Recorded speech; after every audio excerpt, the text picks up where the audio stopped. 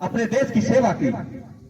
वो भी किसी ना किसी माता पिता के सपूत थे जो जंगलों में चले, झाड़ियों में चले, 2-2, 4-4 दिन, 1-1 महीने तक जिनके पेट में एक दाना तक नहीं गया, और उन्होंने अपने देश की सेवा के लिए अपना सर्वस्व न्यौछावर कर दिया। उनके भी बाल थे, बच्चे थे, उनका परिवार था। उनको क्या जरूरत थी कि तुम्हारे लिए, आने वाले कल के लिए वो अपने देश को स्वतंत्र कराते? वो भी पड़े पड़े सोते, वो भी घरों में बैठ करके टीवियां देखते, लेकिन नहीं। कारण क्या था? कारण क्या कि आज हम जिस गुलामी में जी रहे हैं, वो गुलामी हमारे आगे आने वाली पीढ़ियों को न भुगतनी पड़े, इसलिए उन्होंने अपने सीने पर गोलियां खाई। ये काम आप भी कर सकते हैं। ये मत सोचिए कि ये काम हमारे लिए नामुमकिन है। नहीं, ये काम तुम्हारे लिए नामुमकिन नहीं है, क्योंकि तुम भी आज अगर सही कर्तव्य पर चलोगे, कर्तव्य पथ पर चलोगे, तो तुम भी अपनी आगे आने वाली पीढ़ी के लिए कुछ ना कुछ कर जाओगे।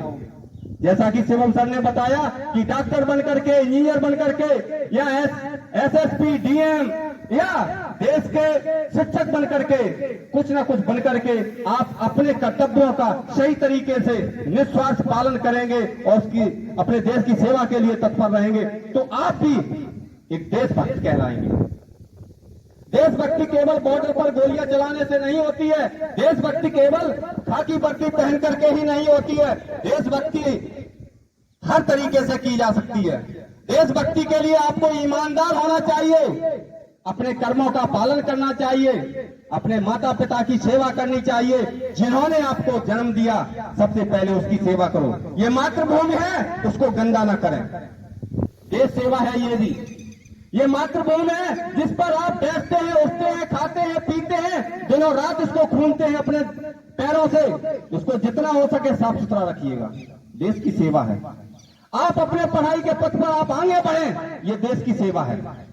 पढ़ करके कुछ ना कुछ अधिकारी बने या किसी ना किसी रूप से इस देश के लिए अच्छा कार्य करेंगे, तो ये भी देश की सेवा है कि नहीं है? होती है सेवा। और एक सेवा से थोड़ा दूर रहें तो देश की सेवा ऐसे भी हो जाती है। बहुत अच्छी सेवा है ये।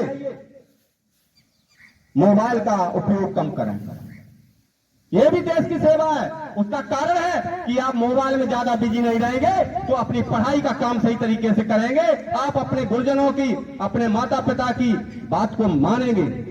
मोबाइल अगर हाथ में पकड़े हैं, आप लीड लगाए हुए कानों में है, तो आपको किसी की आवाज सुनाई नहीं देती है, तो ये आप देश की सेवा नहीं कर रहे हैं। आप अपने मातृभूमि के लिए नहीं जी रहे हैं, आप अपने लिए भी नहीं जी रहे हैं, आप तो सिर्फ मोबाइल के लिए जी रहे हैं। जो बेजान है, काम बहुत कुछ करता है, लेकिन है तो बेजान ही, उसके लिए आप जी रहे हैं। आप तो अपने लिए भी नहीं जी रहे, ये ध्यान रखें। मोबाइल का उपयोग कम करें, क्योंकि मोबाइल एक ऐसा धीमा जहर है जो धीरे धीरे करके आपके शरीर में घुसता है और घुसते घुसते आपको खत्म कर देगा। आप जान भी नहीं ले पाएंगे कि कैसे हमारा जीवन नष्ट हो गया।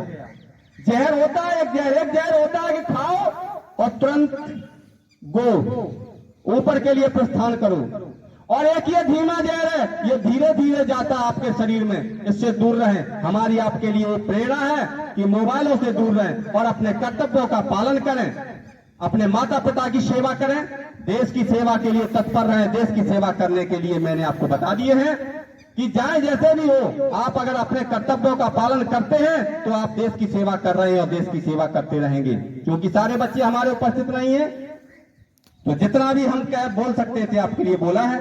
वैसे तो हम आप लोगों को हमेशा सजेशन देते रहते हैं।